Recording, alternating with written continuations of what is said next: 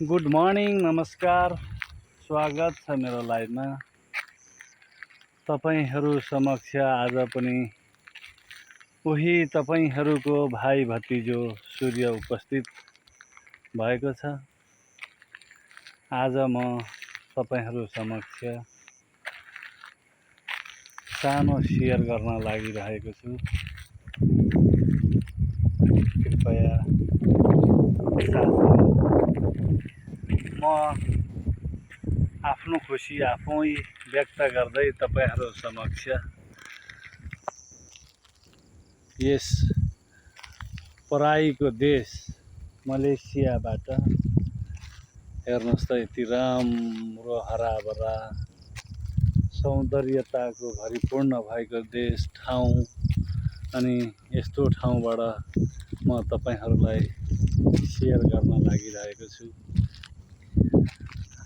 त्यस्तो ठुलो र तपाईहरूको इम्पोर्टेन्ट त होइन, तर मेरो लागि इम्पोर्टेन्ट भएको कारणले गर्दाखेरि तपाईहरू समक्ष खुसी व्यक्त गर्न चाहँदैछु। आदरणीय लेडिज एन्ड जेन्टलमेन, मेरा प्यारा प्यारा साथीहरूमा, 1 महिना 10 दिनको अन्तरालमा आज यही बाटोमा आउने जाने एक्सर्साइज गर्ने क्रममा म 103 केजीबाट आज 1 महिना 10 दिनमा वेट लस गर्न सफल हुँदैछु र I do try my best. म सधैँ कोसिस गरिरहनेछु अनि 1 महिना 10 दिनमा 103 केजीबाट आज 92 केजीमा झर्न, यानि कि मेरो वेट लस गर्न सफल भएकोमा म तपाईहरू समक्ष सेयर गर्दैछु। कृपया नराम्रो नसोचिदिनु होला। तपाईको मोटो हुन गाह्रो रहेछ। नेपालमा पहिला मोटाउन पाए कस्तो हुन्थ्यो, कति हुन्थ्यो भनेर चाहिँ तपाईको आफै पहिला म खुसी हुन्थेँ। तर अहिले मोटोपन भएपछि तपाईको जिउनलाई गाह्रो पर्दो रहेछ।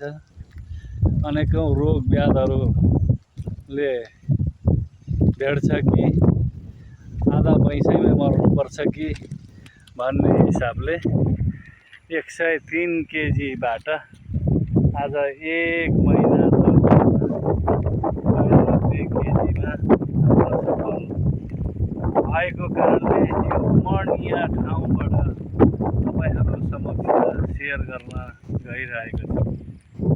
हुनसक्छ मिठो बोली छैन, बोल्न जानेको छैन, प्र्याक्टिस छैन, त्यसैले सुनमा सुगन्ध नभए पनि हजुरहरूले बुझेर वाह वाह वाह गरिदिन नसके पनि एक लाइक छाडिदिनु होला, एक लाइक दिनु होला। तपाईहरूको सधैँको हरपलको भाइ भतिजो